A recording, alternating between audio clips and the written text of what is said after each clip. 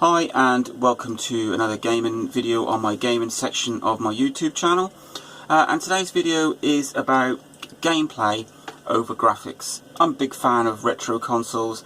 Anything from sort of 8-bit upwards is fantastic. And when you start playing these games, you realise that, okay, the graphics aren't great, but they put an awful lot into the gameplay.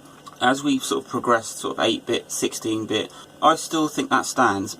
Moving into sort of the 32-bit era and up to what we've got now, and I think developers have thought, well, we need to push graphics.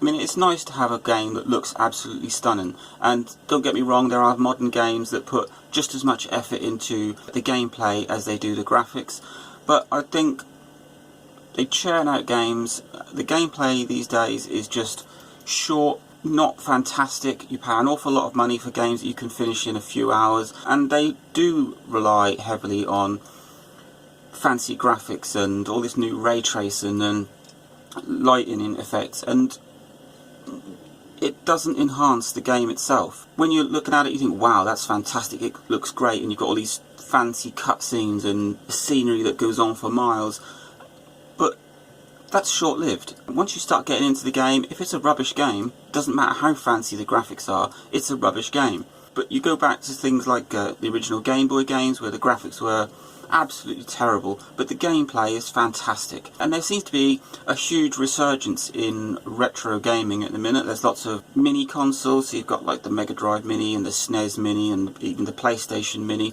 trying to go back to how things were and pull up these old games, which 20, 30 years on, people are still playing because the gameplay is there. As you know, I'm a big fan of the DS and the 3DS. Not the best graphics systems in the world, but the effort was there to put into the gameplay. So I do like fancy games that look fantastic. I mean, I played The Last of Us on the PS3, and that's one of those games that's got absolutely super crisp graphics. The cutscenes are absolutely sort of movie superb, but the gameplay is there to back it up, and it's an amazing game. But then there are, for every one game that's got fantastic gameplay, I think there's like 10, 15 that just rely solely on fancy graphics. So you get a lot of these games that are reboots of older games, and they just rely on a new wow fancy look for it, without it actually having a substance behind it. So I don't know whether you agree with me or not, or whether you think retro gaming and old gaming is awful and terrible and looks rubbish. But for me, I'm quite happy to be stuck in retro gaming. I like anything sort of PS3 under. My 3DS is my go-to console at the minute, which I also play DS games on. I also have a big thing for the original Game Boy, and I still play a lot of those games that I was playing when it came out 20, 25, 30 years ago. You ain't going to get Xbox One games that people are still going to be playing in 25 years. They are very quick succession and they fizzle out.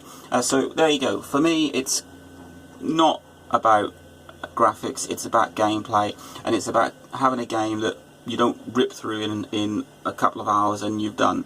I like a game that takes a while. You leave it and you come back to it and you do some more.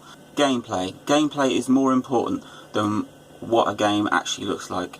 So there you go, that's my thought on that. Like, subscribe, enjoy.